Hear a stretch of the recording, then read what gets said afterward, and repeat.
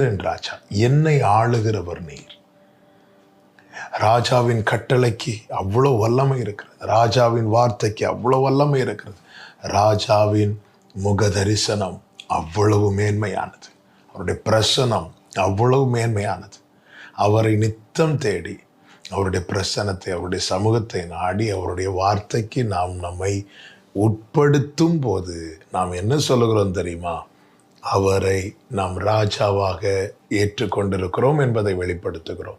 அவரை தேடாமல், அவரை நாடாமல், அவருடைய வசனத்துக்கு செவி சாய்க்காமல் வார்த்தைக்கு நாம் விலகி செல்லும் போது அவரை நாம் ராஜாவாக ஏற்றுக்கொள்ள மனதில்லாதவர்களாய் இருக்கிறோம் என்று வெளிப்படுத்துகிறோம்.